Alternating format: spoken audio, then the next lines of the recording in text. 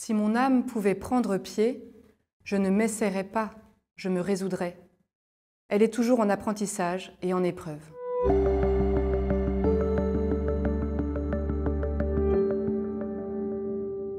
Bienvenue à vous qui êtes les héritiers d'un grand héritage, la culture occidentale. Je vous propose d'en découvrir ou d'en redécouvrir quelques pépites dans cette série consacrée à 10 chefs-d'œuvre de la littérature française. Dans cet épisode, nous parlerons d'une œuvre ancienne et tout à fait originale qui fut écrite durant une longue période au cours du XVIe siècle et qui finit par s'intituler « Essai ». Et c'est le chef-d'œuvre de Montaigne. Alors, commençons justement par lui. Michel Eyquem naît au château de Montaigne en 1533, dans le Périgord. Il est d'une famille de noblesse assez récente et il reçoit une éducation déjà pétrie de la pédagogie humaniste, c'est-à-dire qu'il laisse de l'espace à la liberté de l'enfant tout en le dotant d'une culture antique et contemporaine très approfondie. Pour être concret, il a une éducation libérale qui tranche avec l'éducation très sévère, la discipline très dure qu'il y a dans les collèges à cette époque-là. Donc une éducation qui laisse toute sa place à la curiosité et au goût de l'élève. N'empêche que sa langue maternelle, c'est le latin. Donc on est quand même sur une certaine densité d'instruction. Donc le jeune Montaigne fait des études de droit et il devient finalement membre du Parlement de Bordeaux. C'est une charge qu'il occupe pendant une douzaine d'années. Et c'est là qu'il rencontre le brillant Étienne de la Boétie. Et leur amitié va être d'une intensité sans égale. C'est à son propos que Montaigne écrit « Parce que c'était lui, parce que c'était moi ». L'amitié vraie n'a pas d'autre cause qu'un attachement indéfectible à la personne de l'autre. Et donc la mort prématurée de la Boétie, quand la Boétie a 33 ans et donc Montaigne, lui, en a 30, cause une douleur extrême au jeune homme. Donc il évolue en Guyenne, qui est la région de Bordeaux, et dans cette Guyenne, la Réforme fait des progrès rapides. Alors Montaigne, lui, est catholique, mais dans les guerres civiles qui ravagent le pays, il fait preuve de modération. Et c'est aussi pour cette raison qu'il se retire en 1570 dans son château, dans sa bibliothèque. Et là, il s'occupe de la publication des textes de son ami la Boétie et il commence la rédaction des essais.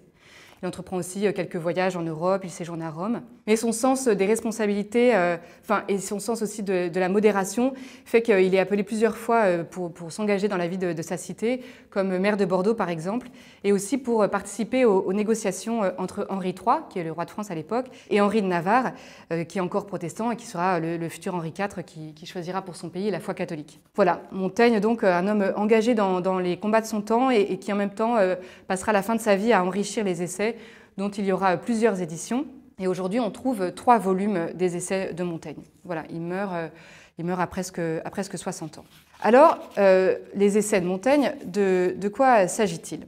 On a parfois une idée un peu faussée de ce que c'est que cette œuvre, car on la connaît, quand on la connaît, souvent par une expérience scolaire. Or, par commodité, on est conduit à regrouper des extraits choisis.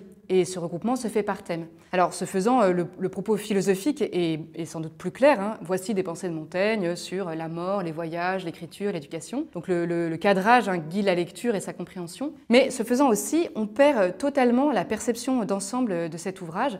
Or, cet ouvrage, en fait, c'est plutôt un sacré bazar. Et c'est Montaigne qui écrit, par exemple, pour reprendre son expression, il écrit par sauce et gambade. Et autrement dit, il écrit par association d'idées, et puis selon son humeur, selon ce qu'il a lu, selon l'actualité. En fait, Montaigne laisse vagabonder ses pensées à partir d'anecdotes, de lectures, d'expériences quotidiennes, et il écrit ses réflexions. Et c'est en fait au cours de la rédaction de toutes ces réflexions que Montaigne choisit ce titre d'essai, auquel il conserve tout son sens. En fait, on pourrait dire même tous ses sens. Parce qu'un essai, c'est d'abord une expérience, une expérimentation. Et Montaigne consigne dans son livre ses expériences. Il parle de lui comme d'un individu singulier à qui il arrive des choses et il le partage en toute sincérité. Son ton d'ailleurs est assez familier. Il n'applique pas les règles de rhétorique qui régissent tout discours à l'époque et encore pour longtemps. Il les connaît, ces règles, mais lui choisit un ton plus familier, plus proche de la conversation, plus proche de la lettre, du courrier. Puis un essai, c'est aussi, autre sens, une tentative, comme quand on dit un coup d'essai, voire une ébauche. Et Montaigne assume ce caractère non abouti de ses propos. D'ailleurs, lorsqu'il reprend une première version, il la complète plutôt qu'il ne la corrige. Et s'il aborde un sujet dont il a déjà traité précédemment, il assume également que sa pensée ait pu évoluer et donc contienne des ajustements, des changements, voire des contradictions. Il faut bien mesurer qu'au XVIe siècle, et surtout dans la deuxième partie du XVIe siècle, on est en France dans une époque particulièrement troublée. Et voilà, la France est littéralement déchirée par les guerres de religion. Et la conviction de Montaigne, dans cette époque où les certitudes sont ébranlées, c'est que le mouvement, le change, le branle, pour reprendre une de ses expressions, ce change, c'est la condition de l'homme. Il écrit « Le monde n'est qu'une branloire pérenne ». Donc, nous, on dirait une balançoire, on voit bien l'idée, hein, c'est le mouvement infini, continu, qui caractérise le monde. Le monde est en mouvement perpétuel. Et donc, et c'est un troisième sens qu'on peut donner au terme essai, cette œuvre, c'est aussi l'essai du jugement. Être capable de dire quelque chose à propos de ce qui se présente en rompant en fait avec toute forme de dogmatisme. Montaigne préfère se servir de sa propre expérience pour élaborer son jugement. Attention, on parle quand même d'un homme qui est pétri de Sénèque, de Platon, qui a lu Plutarque, César, qui connaît les poètes latins par cœur. Et puis aussi, on parle d'un père de famille, il a eu 6 filles, dont simplement une survivra. C'est un homme engagé dans la vie politique et il éprouvera en plus le poids de ses engagements. Donc je dis cela pour dire qu'il ne faut pas imaginer que Montaigne, c'est le relativisme primaire. Hein. Quand c'est vraiment un homme d'expérience et de réflexion, et quand il montre qu'il essaie son jugement sur les choses dont il parle, on a déjà beaucoup à méditer. Vous l'aurez compris, hein, il faut aborder les essais comme on lit un essai justement, et non pas un traité. Et en effet, c'est bien cette œuvre de Montaigne qui a donné son nom à ce genre littéraire, qui a maintenant des rayons tout à fait dédiés dans les librairies, bien que ça ne soit pas vraiment un genre codifié, hein, mais ce genre de l'essai, il désigne aujourd'hui des textes qui exposent des pistes de réflexion, qui sont des tentatives d'interprétation d'un sujet, plus qu'une doctrine parfaitement constituée, comme le fait justement ce qu'on appelle un traité. Écoutons par exemple ce qu'il dit en comparant 3 commerces, c'est-à-dire 3 fréquentations, l'amour, l'amitié, les livres. Ces 2 commerces, donc l'amour et l'amitié, sont fortuits et dépendants d'autrui. L'un est ennuyeux par sa rareté, c'est l'amitié, l'autre se flétrit avec l'âge, c'est l'amour. Ainsi, ils n'eussent pas assez pourvu aux besoins de ma vie.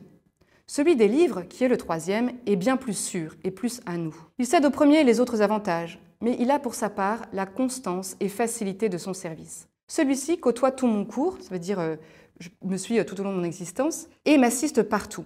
Il me console en la vieillesse et en la solitude, il me décharge du poids d'une oisiveté ennuyeuse et me défait à toute heure des compagnies qui me fâchent. Et ce qui est intéressant, donc il continue sur le commerce des livres, et ce qui compte en fait pour Montaigne, c'est surtout d'avoir des livres à sa disposition. Voilà ce qu'il dit. « J'en jouis comme les avaricieux des trésors, pour savoir que j'en jouirai quand il me plaira. Mon âme se rassasie et contente de ce droit de possession. Je ne voyage sans livres ni en paix ni en guerre. Toutefois, il se passera plusieurs jours et des mois sans que je les emploie.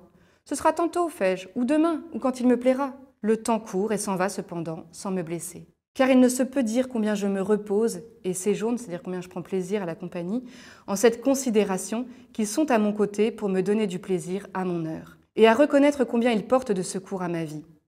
C'est la meilleure munition que j'ai trouvée à cet humain voyage. » Donc, bon, la langue du XVIe siècle n'est pas tout à fait évidente pour nous, hein. Heureusement nos éditeurs travaillent bien. Mais de toute façon, il ne s'agit pas forcément de lire Montaigne de A à Z. Hein.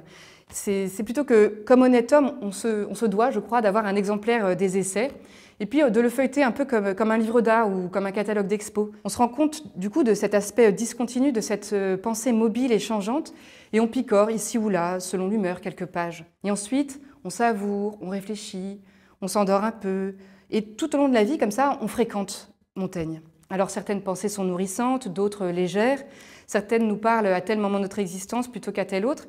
Parfois, c'est une illumination. Reste, quoi qu'il en soit, l'exemple de cet homme qui, par l'écriture, cherche à se connaître et se montre tel, c'est-à-dire non pas connu, mais cherchant à se connaître et à connaître le monde à travers lui. Oui, les Essais de Montaigne est un chef-d'œuvre, un livre sans équivalent à vrai dire. Bonne lecture.